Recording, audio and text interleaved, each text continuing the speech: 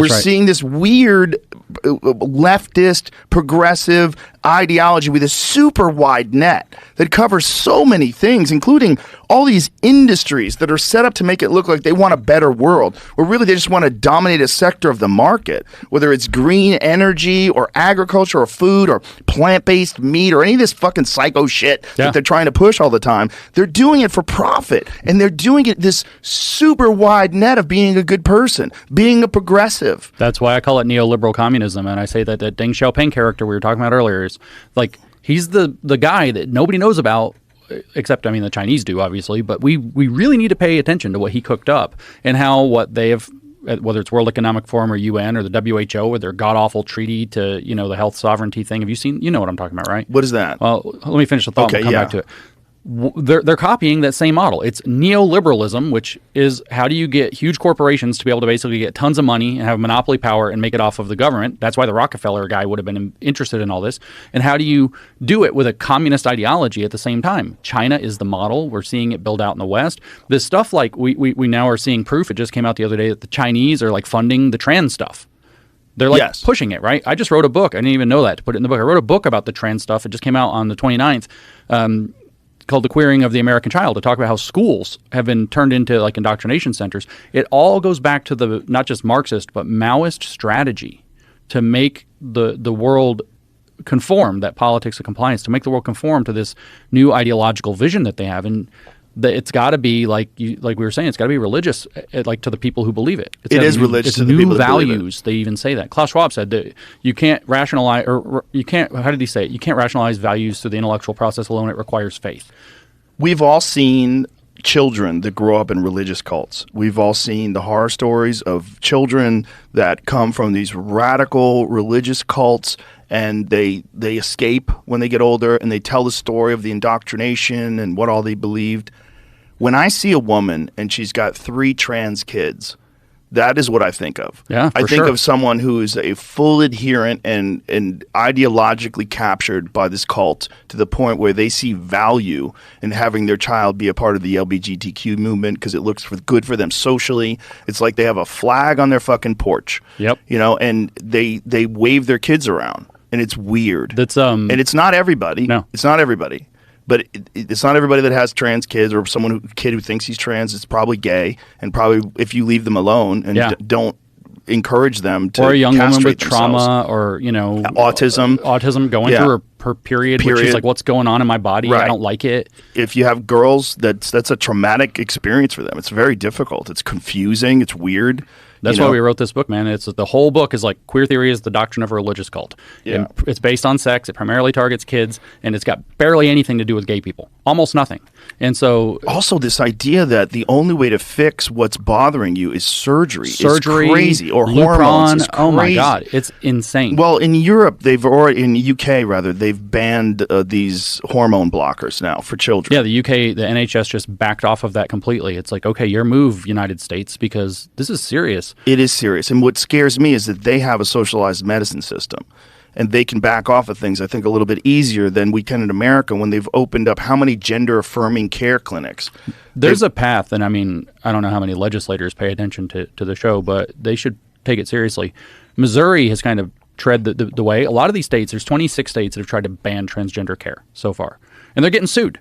Of course they're getting sued, right? Of course they're getting sued. Some plaintiff comes in, the ACLU shows up with an army of lawyers, and they're like, no, it's civil rights, it's medically necessary, blah, blah, blah. And then it's a battle in the court, and it depends on who the judge is. There's another way. Missouri actually more or less stopped this stuff with one simple change to the law. They changed the statute of limitations for medical harm. So my thought is, if you're under 20 and you undergo some of this medical treatment, you have a 20-year statute of limitations. Anybody who gets the surgery done under, surgeries, hormones, whatever, under 20 years old, they have till their 40th birthday if they decide they regret it to file a malpractice suit. Not to win the malpractice suit, but to file one. The statute of limitations in Missouri previous to that was either 2 or 3 years, and they extended it, and I don't know exactly how long. And it basically shut it down. We could shut a lot of this down because America, like you said, works differently. We don't have socialized medicine. We could shut this down through litigation. And that litigation, all you have to do is open the what do they call rights to action. So, let's say I'm in my 40s, so it's not like that. But if I'm a 19-year-old or 17-year-old or 15-year-old, like Chloe Cole was, and I go and I get surgery, say I get my breast removed or my, genitals cut up or whatever, and then come my 27th, 28th birthday, I'm like, woof, I got talked into that. I shouldn't have done it. I feel like I was misled by my doctors. I want to file a lawsuit. Right now, usually you cannot. I mean, some of these detransition teenagers are suing. Chloe was, and some of the, Chloe, right? Chloe Cole. I've seen the story. Okay, yeah. So some of these detransitioners. It's horrible how they get treated, too. It's like, oh, yeah. Like people attack them. Like they get attacked traitors. like traitors. Like, because they left a cult. Exactly. And listen to how they talk. They talk like I was in a cult. Like I was completely convinced I had other problems. This would solve all my problems. I was affirmed at every step. That's love bombing. So there's this queer educator, which is a fucking weird thing to even say, right? His name's Kevin Kumashiro. And Kevin Kumashiro wrote his paper back in 2002 titled Against Repetition. And in this paper, he actually says that the point of social justice and specifically queer education is to lead children into personal crisis and then structure their environment so they resolve the crisis toward social justice. That's trauma bonding. That's cult recruitment. That should be a prison sentence. Whew. And they know they're doing it. They're leading them. They're leading them into personal crisis. It's like hard to even say the sentencing, and you get mad because these are children. But it's so crazy that we've always protected children from influence. We've always protected children from bad decisions. That's why you can't get a tattoo. No, they have to go after the kids. They have to, because they're soft targets. You're 100% right, but they're after childhood innocence. They say that too. There are papers against childhood innocence, saying that it's a social construct meant to protect some kids and not others, and meant to preserve normalcy and white heteronormativity and all of this other crap. That's why the term minor attracted persons freaks me the fuck out. Yeah. When you're trying to normalize pedophilia, you're trying to normalize people who want to fuck kids. That's crazy. And by the way, it's almost always men.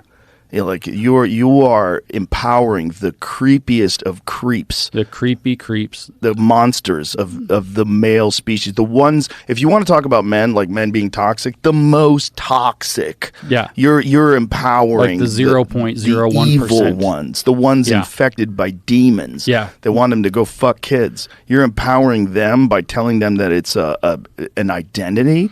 Yeah, and I'll tell you, queer theory it doesn't not have limiting principles. It's opposed to limiting principles on principle. Let me give you another definition.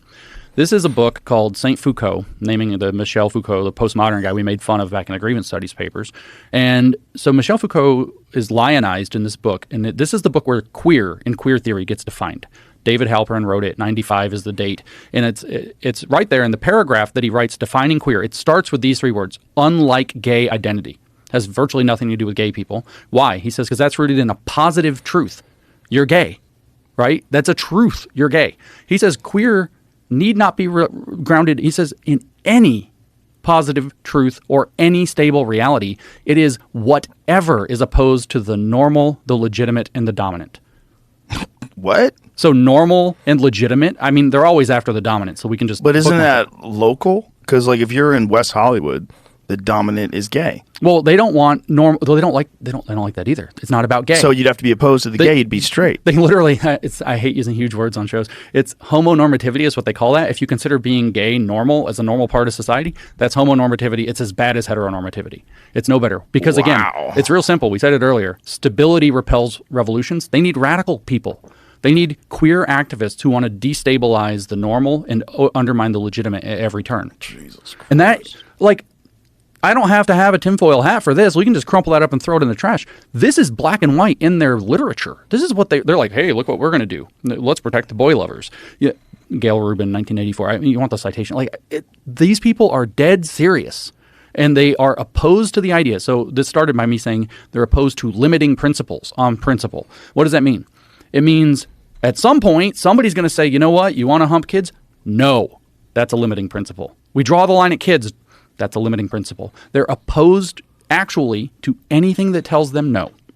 Anything in the world, including the world itself, telling them no. Oh, yeah, you technically can't be a man who becomes a woman, but let's just chop you up until you're close enough. The world's telling you no, but we're going to keep doing surgeries and hormones until it's kind of like yes. Jesus Christ. Dude, it's...